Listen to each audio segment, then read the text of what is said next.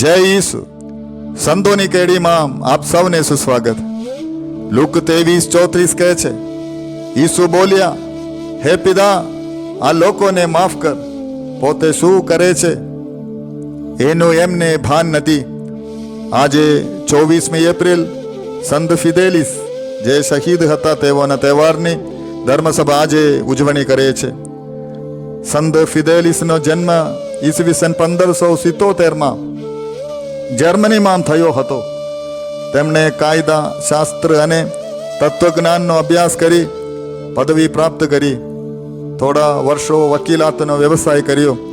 જે વ્યવસાયમાં તેમને આધ્યાત્મિક સંતોષ ના મળતા તેને ત્યજી દઈ કાપુચિન સાધુ સંઘમાં જોડાયા.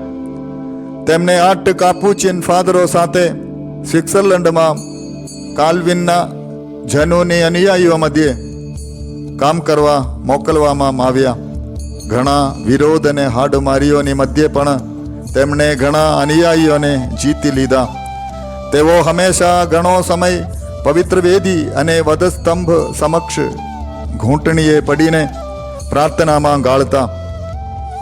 કાલ્વિનના જનોની અનુયાયીઓએ તેમને કાલ્વિનની વિચારધારાને અપનાવવા અને અનુસરવા અનુરોધ કર્યો, પણ તેઓને પ્રત્યુત્તર વાળતા કહ્યું કે હું ભાખંડી મંતવ્યોનો સામનો કરવા આવ્યો છું, તેનો સ્વીકાર કરવા નથી આવ્યો. હું મૃત્યુથી ગભરાતો નથી. એ લોકોએ તેમને ઈસવીસન 1622માં મારી નાખ્યા. મરતા મરતા તેમને ઘૂંટણીએ પડીને દુશ્મનો માટે પ્રાર્થના કરી અને હોઠ પર ઈસુ મરિયમનું નામ જપતા જપતા મરણને ભેટ્યા. આમ સત્યને ધર્મસભાના બચાવ ખાતર શહાદત ઘોરી લીધી. હે પ્રભુ પરમેશ્વર, તમારા પ્રત્યેના અનન્ય પ્રેમને જોરે સંત ફિદેલિસે શુભ સંદેશની અવિરત ઘોષણા કરી.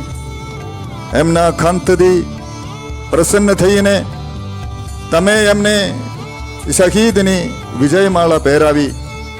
એમની પ્રાર્થનાઓની સહાય અમને મળતી રહો. તેના વડે પ્રેમમય જીવન જીવવા ને ઈસુના પુનરુત્થાનનો અનુભવ કરવા અમને સમર્થ કરો.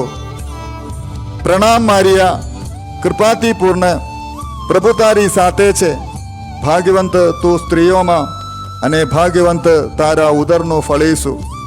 એ પવિત્ર મારિયા, પરમેશ્વરની માં, અમો પાપીઓને વાસ્તે વિનંતી કર, હમણાં અને અમારા મોતની વખતે. આમીન.